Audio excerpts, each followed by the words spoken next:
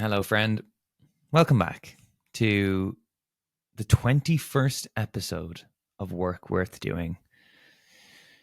That's wild. That is wild to say. 21. We've officially crossed over that cliff that they say podcasters tend to drop off after. And, I can see why. It's not easy putting together a podcast. There's the prep, there's booking a guest, there's recording the podcast itself. And then there's all the post-production stuff, such as the editing. Believe me, the editing is painful. Then there's the chopping up into short form reels. And, you've got to promote a podcast. People aren't just going to fucking find your podcast on their phone. It needs to be forced upon them in order for them to receive it. And so I can see why. It's a tricky endeavor, but a rewarding one. And my purpose with it is to share what I have. What I have is a very flexible, free life due to the automated business that I have created. Now, I'm not trying to sell you a property course. That is the vehicle that I've used to build that automated business. I am merely trying to share with you that this is possible and that wherever you are, whether it be stuck in a 9-to-5 or perhaps you are building what you hope to be your freedom vehicle, that it's possible and you can do it. That's what this is about, to show you all the different ways in which you can live rather than being subject to a 9-to-5 that you hate in order to just receive money that you think you need, which you do need, but not as much as you think. Our guest today is Troy Munson. Troy is a founder. He has founded 3 separate companies. He has also, like myself, spent 8 years working in tech sales as an account executive. So you'll hear us talk a little bit about how he transitioned from sales to now owning and building his own business. But also you'll notice that I will bring him back to the earlier days as to how he formed the idea, how he went through his fears, how he dealt with having a manager and while still running a business.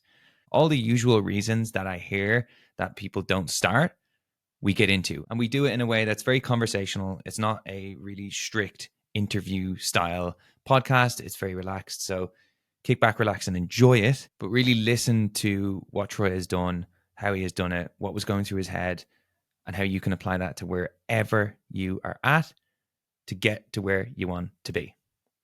Last thing before we get into this episode, if you have resonated with anything I've just said about what this show stands for, what it's about, and who it is trying to help, please do support. And the only way I can ask you, in a free way, by rating the show on Spotify, Apple, or subscribing on YouTube. And secondly, if you have a friend that is stuck in a job, if you have a friend that is building a business and they're struggling, share this with them. They may take something from it that will help them.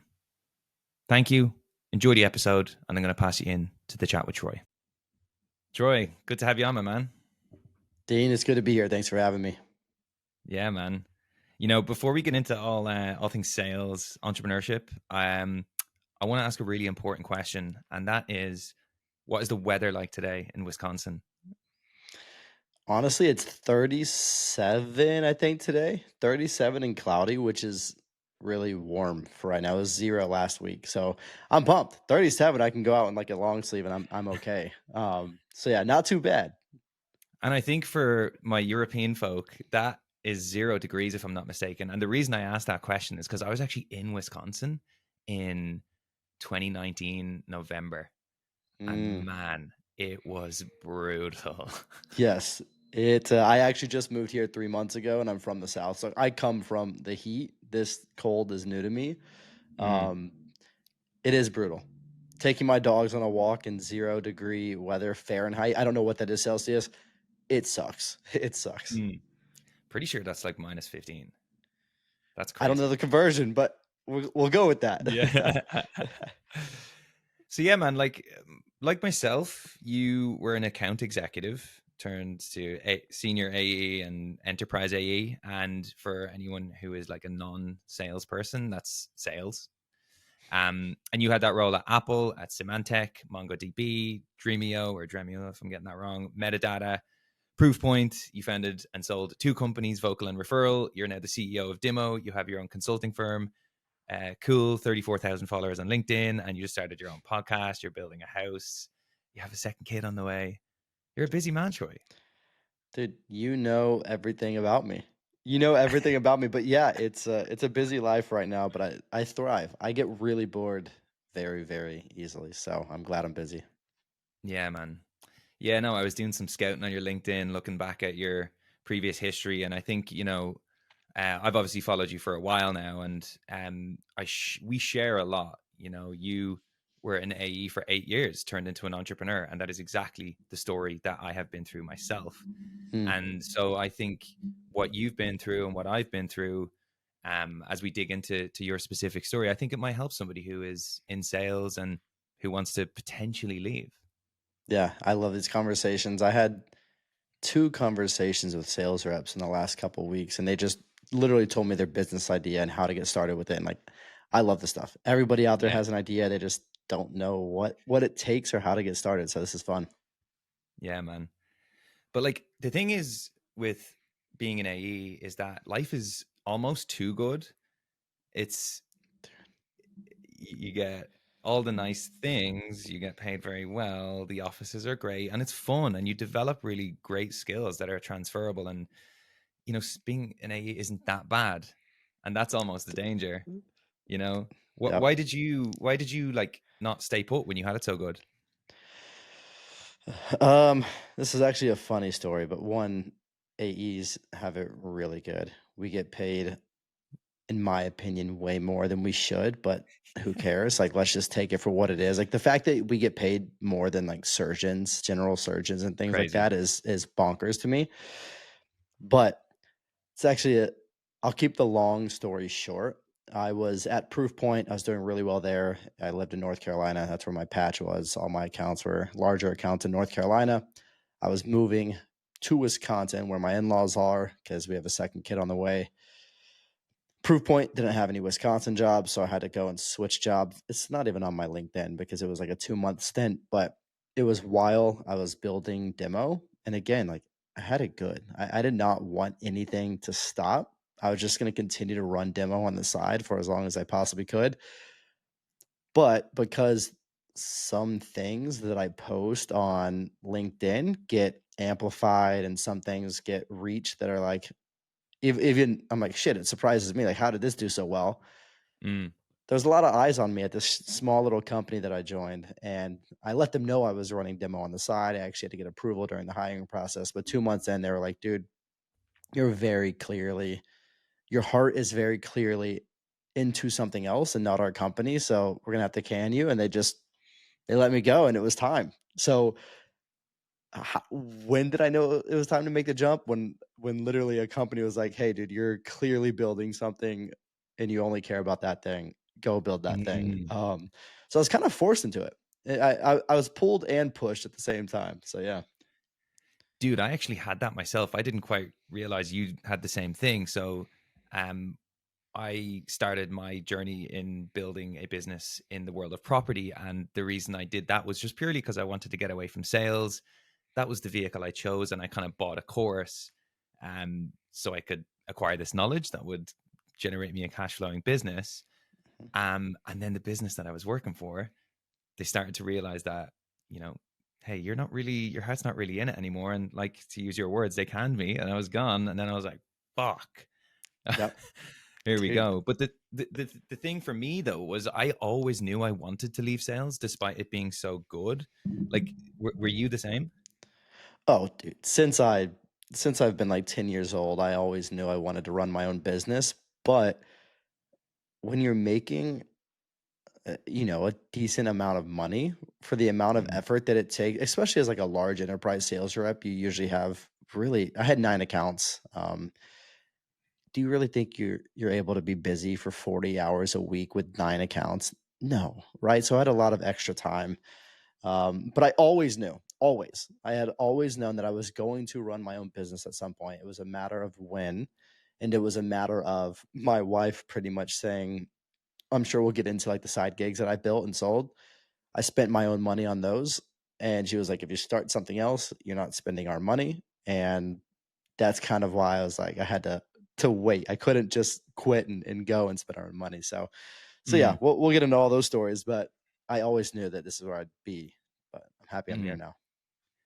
Yeah, man. It's the thing about, just to go back to what you said about especially being in an enterprise sales role, you're not working 40 hours.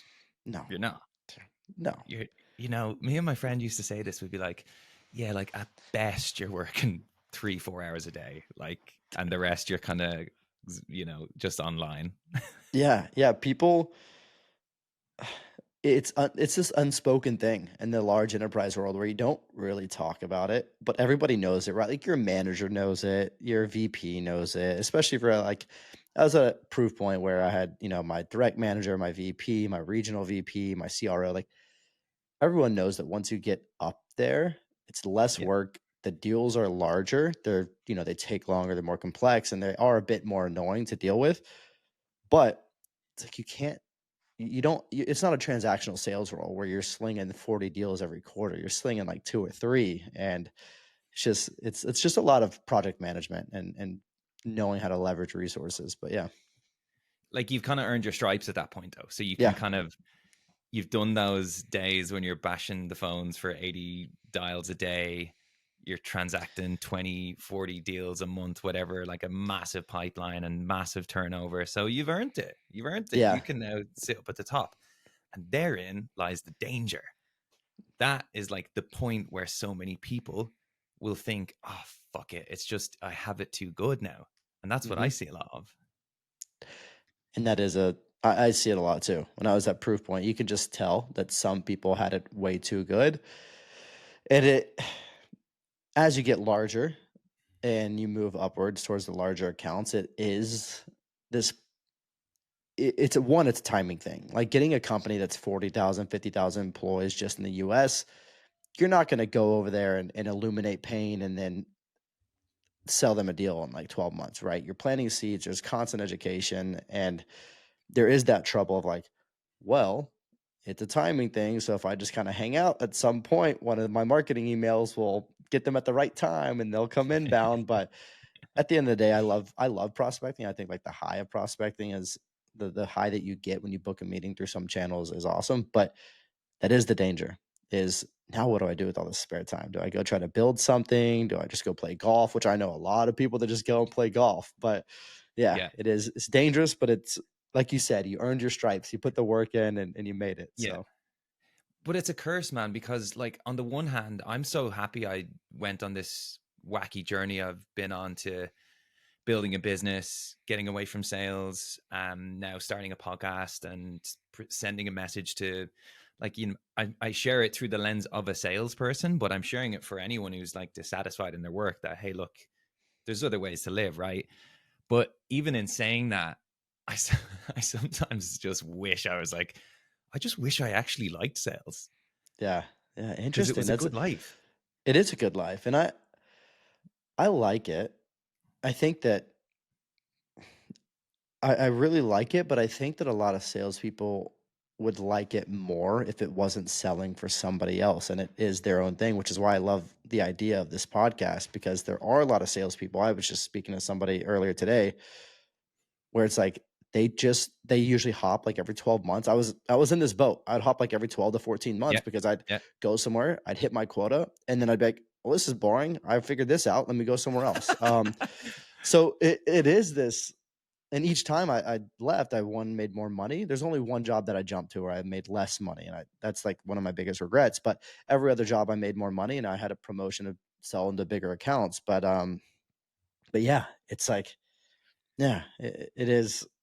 It's people just don't want to sell for other people. I think is or Mm, they some do, some do. I'm not going to speak in absolutes here, but a lot of sellers sure. don't want to sell for other people. They just do it because it's a paycheck. I think, yeah. And that's a very good point, actually, because I remember when I started selling for myself, as I said, when I got the boo and I had to, go all in on this business. Every deal I was trying to close for my property business, it mattered so much more. And Hmm. because I was coming at it from a lens of sales, I was busting moves that nobody else was doing, like I'm after handling some real professional shit. Now I'm just speaking to people who are not used to dealing or doing business with people who are like, well versed in this space, Yeah. And so I always say that to people in sales, like, man, you've got some serious skills. Yeah. Yeah. Yeah. Use them. And that's true. But when you're selling for yourself, you care so much more. And it's much more stressful, but it's also much more fun. Like you said, you're busting shit out that you probably would have never done in a W-2 or in a corporate job because you can and you need that deal and you need to stand out. Like it it's Yeah. different. It's different. And there's so much more that goes on than just the sales part, which is stressful, but it's all part of it. Yeah. So I want to go into your like zoom back a little bit because like one of the questions that like I get a lot of like DMs and people reaching out to me since I've kind of been a bit more like vocal with this and sort of saying, hey, look, this is this is an option for you. Usually one of the first questions is, right, well, what's the first step? Like, what do I do? How do I figure this shit out? And I saw one of the companies you created, Vocal, that was in 2021, and it was a platform for like connecting business influencers with their followers. Like, what I want to go is like the point where that became an idea in your head. How Mhm. did it become an idea in your head? And then how long was it from idea to action? What did that look like? Yeah, I was in your shoes actually. The idea Yeah. came from I wanted to flip houses and I was about to buy a course and it was a couple $1,000s. It's funny when you said it earlier today, I was like, I know we're going to talk about vocal and you just mentioned buying a course to get into the property. Very similar thing. I was like, Mm. how do I flip it? How do I do the burn method? How do I do all these different things? Like all that stuff, right? And so I was like, fuck, like this guy is gonna milk whatever it was, $2,000, $3,000 off of me, and I'll get a course, and I'm sure I'll get really good information as well. But he also has no fucking clue where I'm at in my life, and so my whole thing was, what if I can just ask him for 5 minutes, 10 minutes, 12 minutes, 6 minutes, like any sort of increment of his time, and he sets a dollar per minute. What if I just was able to talk to him for 10 minutes and say, "Hey, here's $300." And then Mm. I just sit down and say, "Hey, I have whatever it is, $50,000 in my bank account. This is where I'm at. I live here, whatever." Give him the whole lay of the land financially, where I'm at, what I'm looking for. And then he just gives me like a starting point. So that's the idea of vocal. It was how do I get to be, or how am I able to talk to somebody that I look up to or somebody that is a business influencer? Honestly, we just called it the business professional OnlyFans. And we even tried to sell, like my goal was to sell that company to OnlyFans. And Shut up. when we were launching it, I don't know if you remember this. This was like 3 years ago when we were playing around with Vocal. OnlyFans was like, "Hey, we're gonna stop doing adult content and focus purely on business." And they tanked. They almost went under, and then they were like, "All right, screw it. We're going back to it." No way. But I was like, this is perfect. Like, what if we can get as many business influencers on the platform as possible? And then I can position it as, hey, we already have this. Do you want to buy us? That never panned out. All that to say is that was my idea. And then from idea to actual platform, I'd probably say it was about 4 to 6 months or so. And I outsourced that engineering team on Upwork, which is a way to start. Horrible experience. We can get into that here soon, but horrible experience. The whole website didn't work and it pretty much was a failed business, but we were able to sell it to a company that had millions of subscribers. So I think they tried to revamp it. Nice. Okay, so you, Yeah. you got a few bob, as we say. Yeah. Yeah. I've never heard that slang right there, but I got a few bub. Love it. And okay, so that became an idea. You recognized what I love about each of your businesses, by the way, and this is like something I'm very steadfast on, is like look at what problems you're actually familiar with. Look at Mhm. what do you know quite well, what do you suffer yourself, or what problems have you solved for others in the past. Play with that. Start there. Mhm. That's something you can do if you don't want to buy a course, if you don't want to acquire new information or solve a new problem or acquire a Yep. new skill set. Um, so that's cool, man. I like how that worked out for you. Like Yeah. you were still in a job though at the time, right? You were working in Dreamio, if my LinkedIn stalking is correct. Like, what was That your is, manager and superior saying at the time? Because that's like that's a big one, man. People always say, "Well, what if my manager finds out?" And me and yeah. you are living proof that it can sometimes go against you. But like, how did you handle Yeah. that? Yeah. My manager did not know about this one. This one, I was actually kind of swept under the rug. I was doing it secretly. So they had no idea. I was Low just, and key. of course, when you're starting to build something on the side, like a lot of your passion and a lot of your effort goes into what you're building because you care about it a little bit more. But yeah, they had Mm, no clue. okay. So you just kept it under wraps. Kept it under wraps. Kept it under wraps as long as I could. Yeah. Smart. How did you get them to acquire it then? Did you actually like actively seek someone to purchase it, or did that how did that come about? Yeah, it was kind of more of a guerrilla style. I went through Flippa, which is like Oh yeah, acquisition.com where you can yeah. go, but I looked through a lot of the users and I emailed a bunch of the users on Flippa that were interested in buying businesses instead of just like creating a listing because the website was broken to the point where the revenue was so low and I knew that I wouldn't have gotten it. Like Flippa literally said like we can't list this because you're asking for too high of a multiple. So I was like, fuck it, I'm gonna go reach out to people because the idea is there. I just need somebody to fix it. The long story about the dev part of it, but that's what I Yeah. did. I went through Flippa users, reached out to them, and got I don't even know what his name was, David, Dan, something like that. Not Dean though. And then hold on right there. My dog is scratching so hard at the door. One sec. No worries. Go, go, go.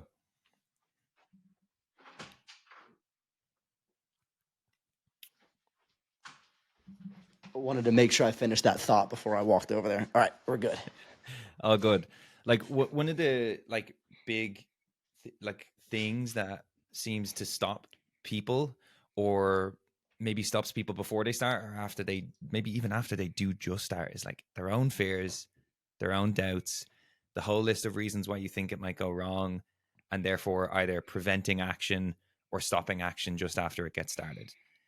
Talk to me a little bit about what was going through your head when you attempted your first business, and like kind of how did you deal with that? Did you have to deal with them? No, luckily I didn't, and I think it's because everybody handles things differently. They think of things differently, and they have different mindsets, right? And I think for me, my mindset, it's the same thing with like prospecting and sales. If you don't do it, then the answer is already a no. So it's kind of similar. So if we correlate it to building something on the side or building a business, if you don't start, it's not going to become anything. So for me, it was just like, if I get told no, great, it's a no already. Like if I go out and reach out to people, try to sell my side gig, sell my services, sell my product, it's a no already. You're starting with the no. So it's like, how do we get a yes? And if you go through enough no's, you'll eventually find a yes. So that's how it wasn't a fear. I think the biggest fear, especially for Vocal, was we had 11, we called them professionals on the site.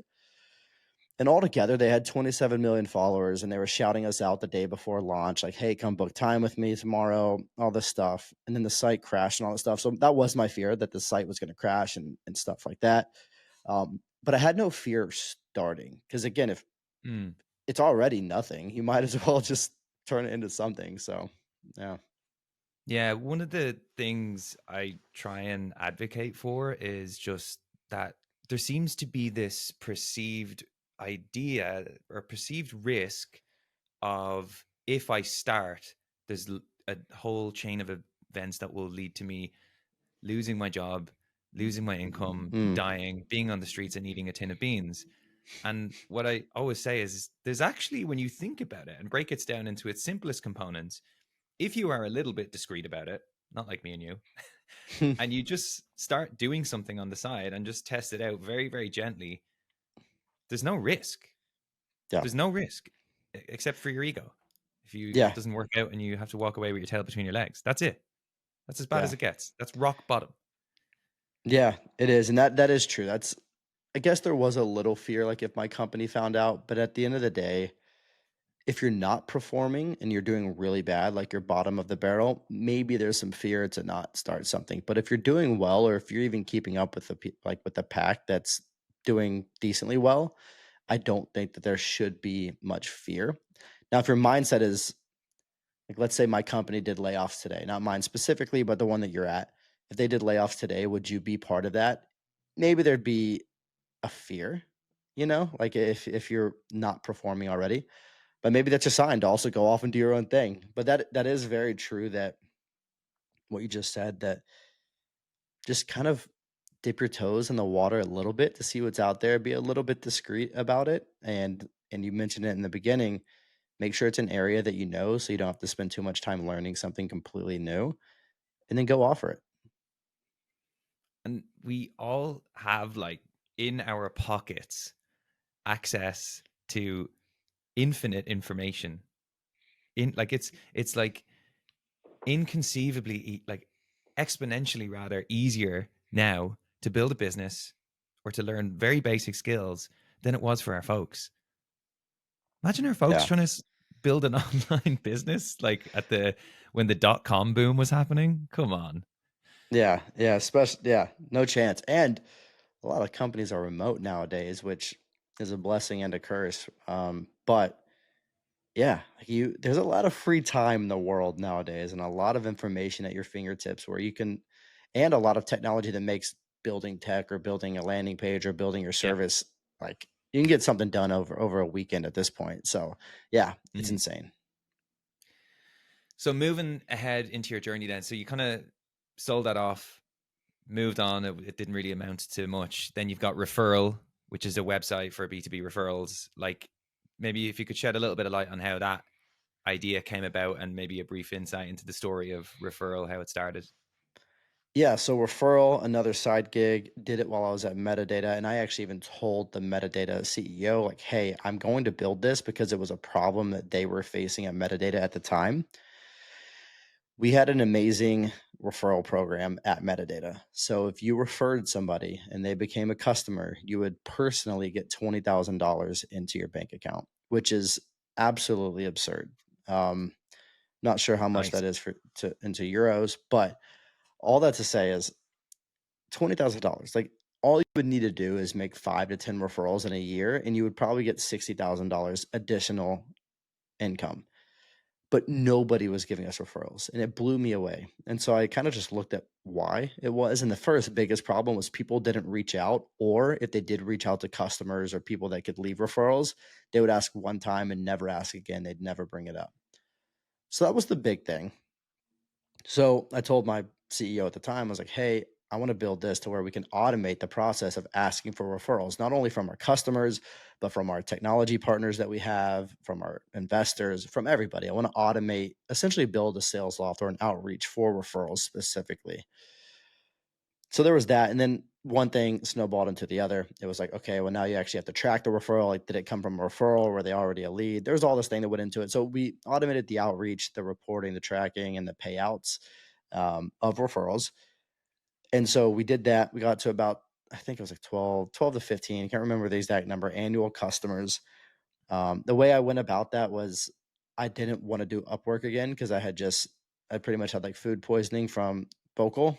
And so I lived in a new build neighborhood in Austin, Texas, and we have a Facebook group for it.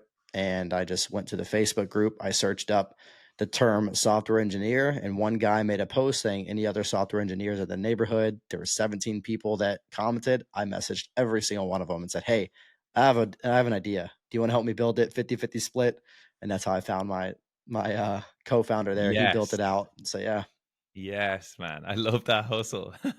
Yeah, dude, you gotta find them where you don't typically look, you know? Mm. Yeah, this is like sales again, having its applications in the real world, Mhm. getting shit done. Yep. No, sales is important, man. Sales is important. And it just it's so much more exciting when you are doing it for yourself. Like Yeah. it is fun because like, you're dangling the carrot of money when you're with a company and it's exciting. We all like money for varying reasons.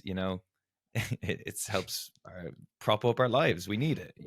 Yep. Um, but doing it for yourself has such a more reward, like it's so much more the level of grit it brings out in you, the creativity it brings out in you just matters a lot more, right?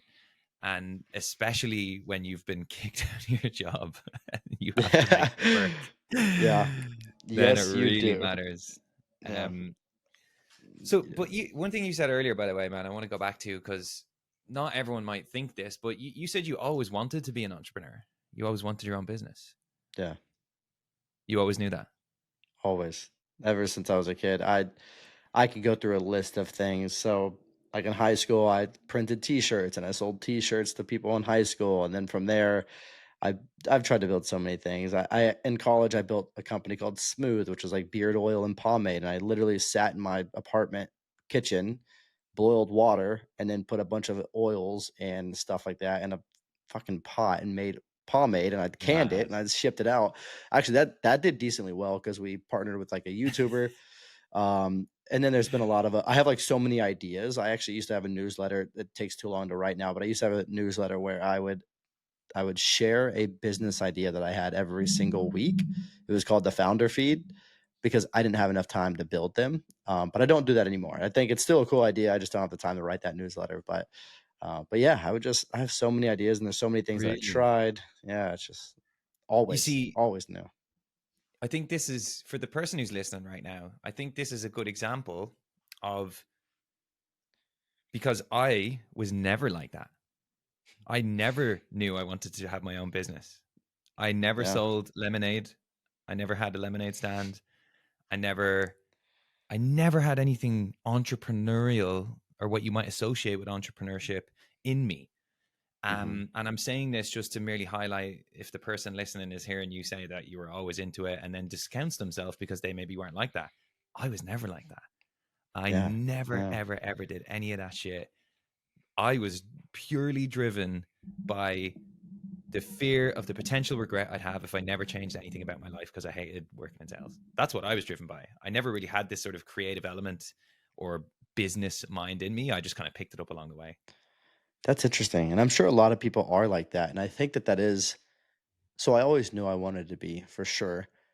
But there is, especially with demo, there is that what if feeling that I have that just it burns inside of me where it's my wife and I talk about it a lot because at this point I'm working a lot more than I've ever worked in my life.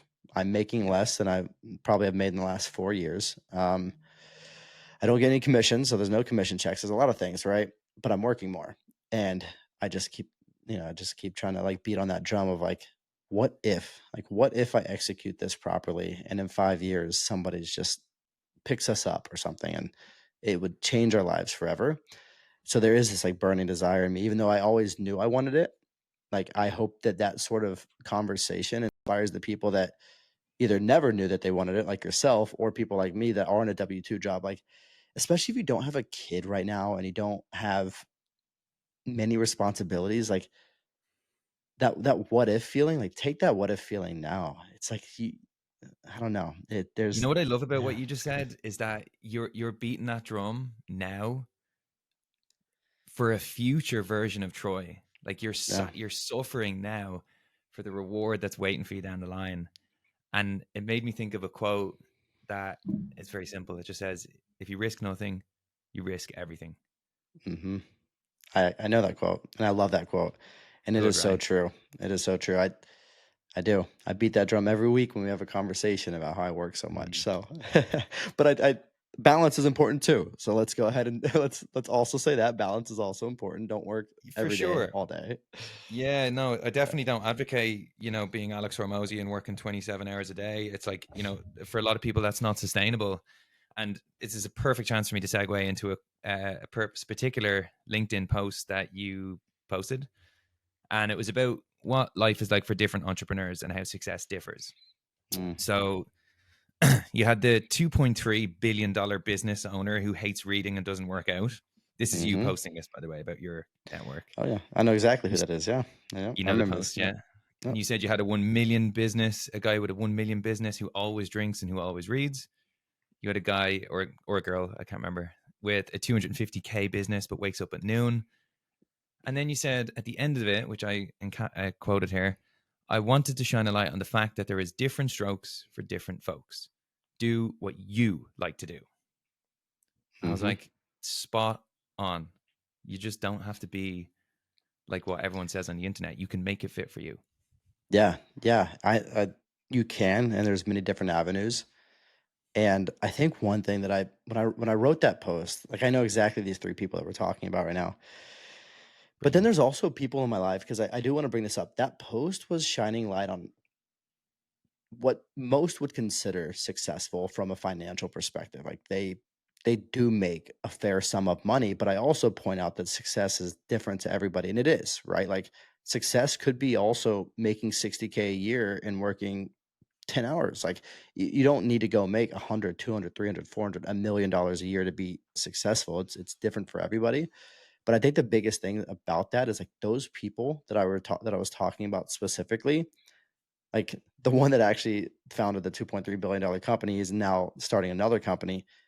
That guy is a workhorse. He works all the time. He sleeps it. Like, he doesn't give a shit about life besides work for the most part. And so it is. It's different to everybody. A lot of people are like, if you give up alcohol and you give up caffeine and you do all this, like, you will be successful. And I'm like, fuck that. Like, I'm gonna go have a beer on the weekend because I just work my ass off during the week. Like, I'm a big proponent of like, I think your physical health kind of drives your mental health. And so like, Yeah, I'm gonna go eat like shit on the weekends because I suffer during the week of working out and eating somewhat healthy on the week. So it's just it's so different to everybody. yeah, And I don't know. I think when people are like, you need like the Alex Hormozy is just he works 27 hours a day, like you mentioned. You don't need to do that, just unless you sure. want to, but you don't need Yeah, to. go for it.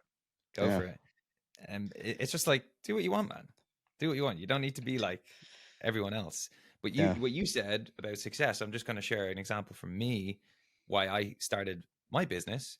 It was purely to replace my sales income. I Mhm. didn't actually want to be a property millionaire.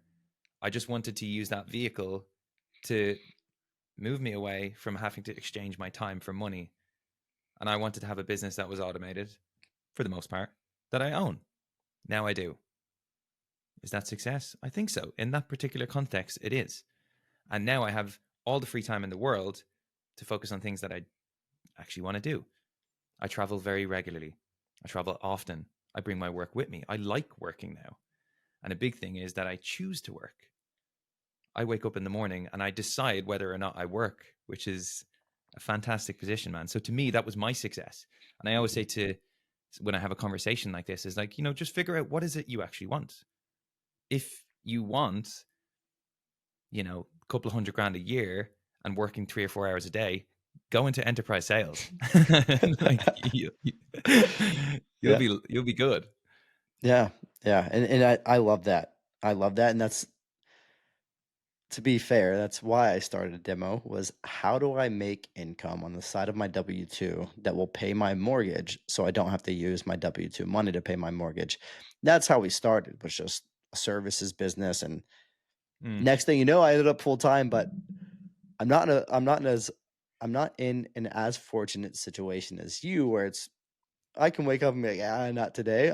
I still gotta wake up and I gotta show up, but the shit that I do today, I love. Like, I know that, like you mentioned earlier, like, I know that there's this future reward if I do the right things today, and so, and it's fun to me. I love working. Like you just meant, I love working on my business. I love working.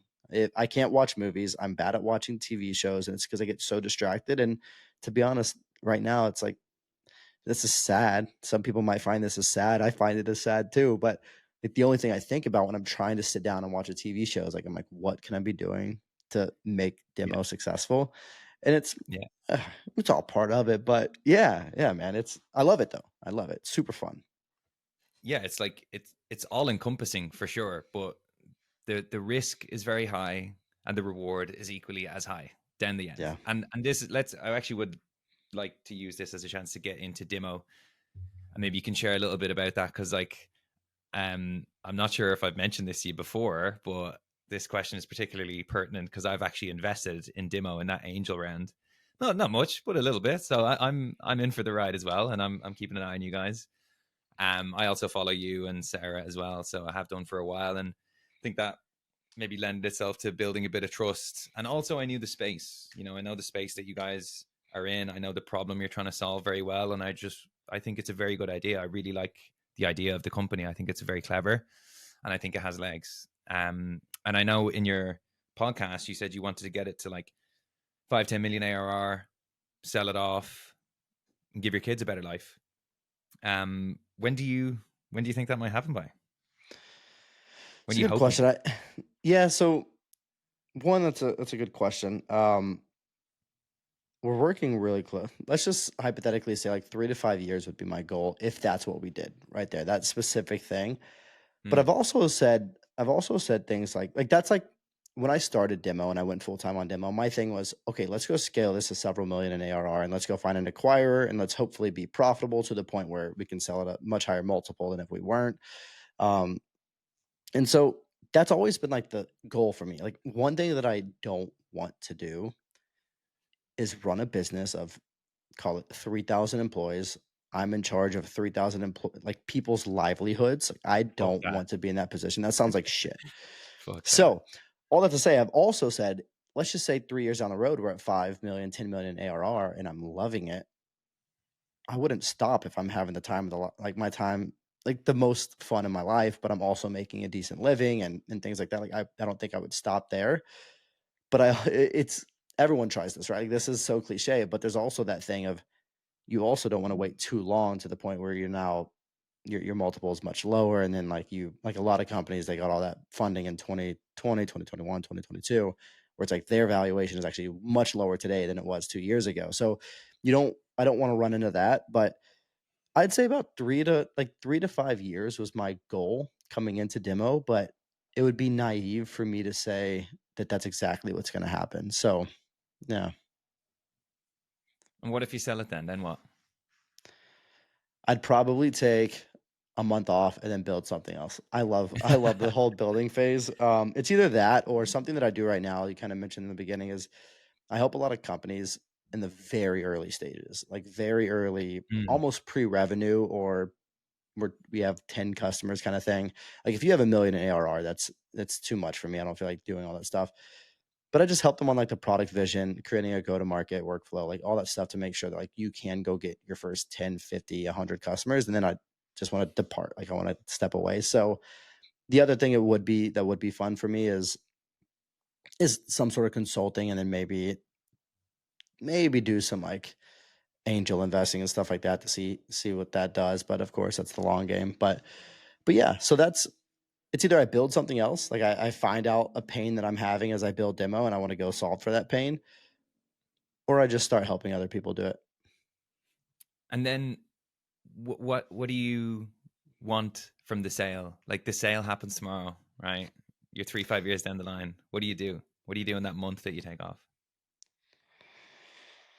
Hmm. Wow. I haven't thought about this. Like what I do in that month. Honestly, in that month, considering I have a second kid on the way, it's gonna be, and let's just hypothetically say that they're 5 years older, 3 to 5 years older than they are today. Big They'd be holiday, in they'd be in school. Disneyland. Yeah, yeah, right. They'd be in school. So I'd have to like plan something. So for that month, probably nothing. Probably, but I would plan a couple things. I think one, something with the family, and then like another thing would be something with the wife, no kids. Because right now I'm getting all these memories on my phone of like us in Greece and Italy and stuff. And I'm like, ah, damn, the things I do to get that back, you know. But like, Yeah, love my kid. I only have one kid now, another on the way in like 3 weeks. But love my son to death. But those vacations, they're just they're something yeah. else. I'd say like, a friend and I were talking about this recently, how like your priorities fundamentally change once you have a kid. Like your whole purpose flips in one day to keep this thing alive. Don't let it die, feed it. Yeah, yeah, And for me, I'm 32 now. I turned 32 last week and I don't have kids. So like I'm just so selfish in a yeah. nice way. I don't have to be thinking about other people. Um but yeah, man, I don't know. I'm like so on the fence with kids. Yeah. Well, happy belated one. Two, it's true. The way I describe it to some people is it's like your identity changes a little bit. Like one day you're this Troy that you know, and the next day you're like a dad. Like you're not the same Troy that you were the day before you brought him home from the hospital. Like the Yeah. freedom changes, the responsibility change, everything really in your life changes in such a big magnitude. And a lot of people don't recognize that until the kid's born. And I didn't recognize it. And it threw me for a loop. I was like, holy shit, like I can't even go get lunch by myself right now because I got to stay home with this kid. So yeah, it threw me for a loop, but everything does change. Um, I can't make the decision for you. I know you're on the fence. I can't help you with that decision, buddy. Do you think Uh, you would have? Do you think you'd be where you are now if you didn't have your first kid, or do you think like how do you think that has impacted your progress? Because I can imagine while you're thinking there, I'll just frame that like because I think it could easily give you a new purpose, a new reason for being. All of a sudden, this company you're creating has a whole new meaning attached to it. But equally, it could give you 10 times the responsibility and therefore dampen how your efforts, you know? yeah. So everything right now that I'm doing for demo and everything right now that I'm doing for demo is definitely for the family and for them to be able to enjoy a life that like I didn't grow up with any money at all. So it's everything I'm doing right now for demo is like let me give my wife, my kids like the life that I wish that I had. Like I'd go over to friends' house in their basements, they'd have like all this play stuff and whatever, and it was sick. So it's like that's one thing, like the whole thing's that. Does it does it hinder my progress? I mean, in a sense, it might because I pick him up from daycare every day. So like I gotta stop at 4:30. Then I usually do like bedtime. I'm kind of like his when, especially right now. My wife's like 37 weeks pregnant, so I'm kind of doing everything right now. And then when he goes to bed, I'm exhausted. I kind of just want to go to bed. But also at night, like a lot of times, I'm very productive. So it's this weird balance. I would say like yeah, it probably hinders the progress, but it's worth it because the Yeah. dude he's 2.5 now. And he's fucking dope. He's super cool. But yeah. What's Yeah, his name? his name is Liam. He's so funny. Irish name. So, yeah, yeah, but for no reason. I'm not Irish. Love it. Yeah, yeah. So there's that. There's everything's for him and the future kid and the future family. But yeah, Yeah, the reason for doing things can be anything, a whole range of things. And I think if you're like tuned in to like why you are doing this, why am I working 12-hour days for a couple of years? Like why am I working on the weekends? Why am I choosing not to go out the odd week? Like it has to be for something. And I think if you're really clear on what that is, you can persevere through all the crazy difficulties that come your way when you're an entrepreneur yeah, yeah, because they're yeah. coming. Absolutely. Yeah, there's absolutely. And that's one thing about me is I don't I don't care about nice things at all. Maybe that changes, right? Maybe you get tossed $10 million after a sale or something like that, and you're like, "Oh shit, now I want nice things." I don't know.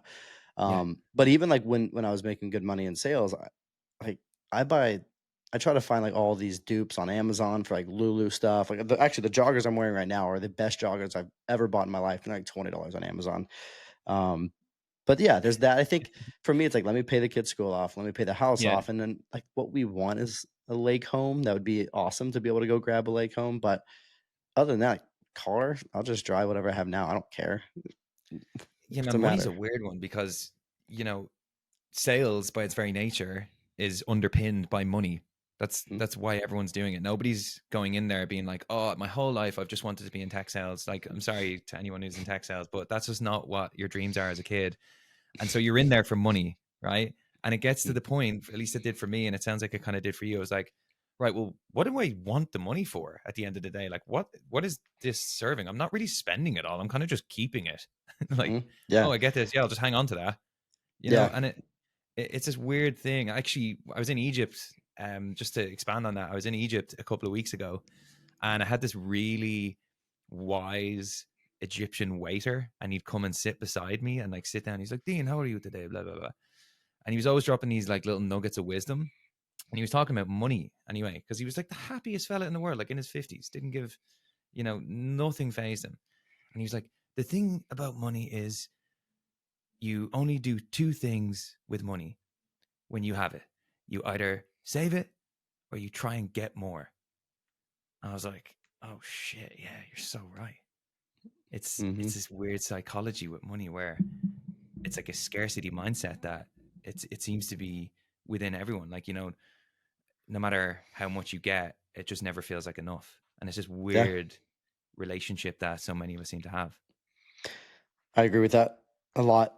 The more and more money that I made, the more and more typically my wife would spend it. But the more like yeah, the more you spend it and the more you're able to do things, but then you have to continue to work harder to do those things. And yeah, it is. It is this weird thing. It's the root of all evil, man. Everybody wants it and they'll do everybody has a price for something and it's crazy. Money It's is a weird thing, but like I it's feel like weird. I'm trying to get into the habit now of actually spending it, like actually pissing away my money and enjoying it.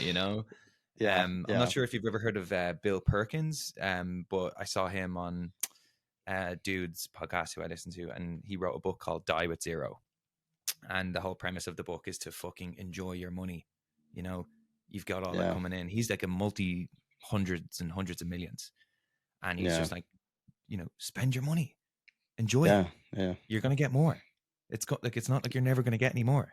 Spend it, enjoy it. yeah, Obviously, make yeah. My investments, be smart with it, park off what you need, rainy day, fun, all that stuff. But spend the rest of it. Treat yourself. yeah, yeah. My wife's my in-laws, my wife's parents, they're retired. They both worked in government, so it's not like they made a ton of money. They're both like local gov and stuff like that. And so the thing is, they get a decent amount of money from retirement here in the States. And so they make a decent amount of money. They don't work, and that is they say it all the time. Like they pretty much buy us.